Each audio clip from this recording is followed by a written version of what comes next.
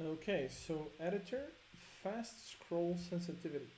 Scrolling speed multiplier when pressing Alt, or if you're on a Mac, Option.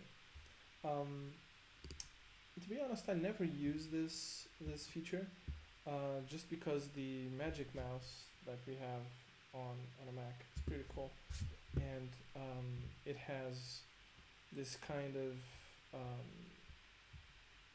scrolling mechanism when if you flick fast, just keep scrolling right until it stops. So it's really easy to navigate. Um, if you're on the end of the file, you want to go to the beginning, or if you're in the beginning, you want to go to the end. You just like flick twice, you're there, depending on how big the file is. So this is my normal scroll speed, right? And if you press Alt, and I'm gonna press Option, this would be the 5 times faster scroll speed because that's actually what's in here. Where is it?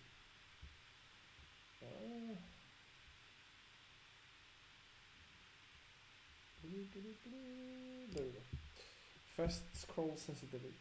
Um, yeah, whatever. I mean, if you have there's another mouse which is really cool, which is the Logitech MX something. Uh, I had this mouse before. To be honest, it's a really good mouse, but it just failed after a little while. The buttons stopped working, like the left and right click. But you have this mechanism which is really cool. So you have this little um, uh, button here, and if you push this button, the scroll wheel becomes loose, right? And you can just scroll extremely fast. Like you flick it, and it just keeps going.